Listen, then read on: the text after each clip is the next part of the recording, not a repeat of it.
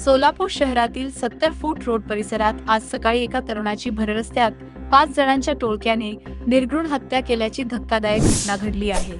या घटनेमुळे परिसरात एकच खळबळ उडाली असून नागरिकांमध्ये भीतीचे वातावरण पसरले आहे। मिळालेल्या प्राथमिक माहितीनुसार पीडित तरुण सकाळी आपल्या कामानिमित्त 70 फूट रोडवरून जात होता। यावेळी दबा धरून बसलेल्या 5 जणांच्या टोळक्याने त्याला अचानक गाठले। काही कळायच्या आतच आरोपींनी धारदार शस्त्रांनी तरुणावर सपासप वार करण्यास सुरुवात केली। हल्ला इतका भीषण होता की तरुण रक्ताच्या थारोळ्यात जागीच कोसळला। ही घटना सकाळी वर्दळीच्या वेळी घडल्याने परिसरात उपस्थित असलेल्या लोकांमध्ये भीती दाटली। आरोपींनी हल्ला केल्यानंतर तातडीने घटनास्थळावरून पळ काढला। घटनेची माहिती मिळताच स्थानिक पोलिसांनी तातडीने धाव घेत घटनास्थळाचा पंचनामा केला। मृतदेह शवविच्छेदनासाठी शासकीय रुग्णालयात पाठवण्यात आला आहे। पाहत रहा एकमत डिजिटल। माझं नाव शालिनी सुरेश श्रीराम आहे। माझा नवराचा सुरेश कृष्णा श्रीराम आहे। 5 वर्ष पहिला घटना झाली, आप मर्डर केलते माझा नवराचा। तेच केस वापस घ्या म्हणून त्याने अजून एकट्याला बघून जीवला येऊन जाताना मारले। त्याने बसप्पा अण्णा रेड्डी त्यांचा मुलं मारले इथं माधवनगर मध्ये।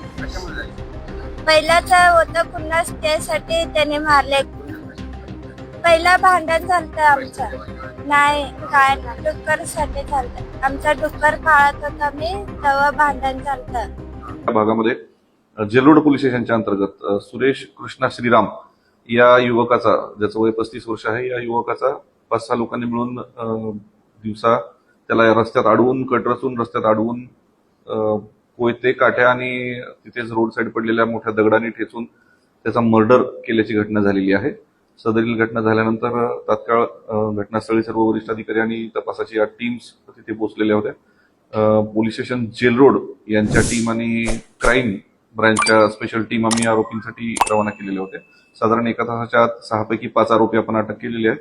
6व्या आरोपीसाठी टीम रवाना झालेली आहेत, तो पण लवकरच मिळेल। काय नेमका वाद होता, काही पार्श्वभूमी कळली?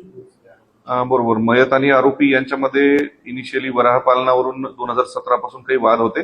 2017 मध्ये आरोपींचे काही वराह मयतांनी विष देऊन मारून टाकले होते, यापासून त्यांचे भांडणं सुरू झालेली आहेत।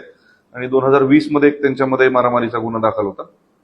त्यानंतर त्यांच्यामध्ये आपसात कुठला वाद नव्हता, परंतु यावेळेस म्हणजे आज त्यांनी संबंधित मयतास या जुन्या वादाच्या आणि भांडणाच्या कारणावरून मारून टाकल्याचं प्रथमदर्शनी निदर्शनास येते तपासामध्ये। काही पार्श्वभूमी समजली का? त्याच्यावरती काही गुन्हे दाखल असल्याची माहिती मिळते? मयताच्यावर आतापर्यंत 10 गुन्हे।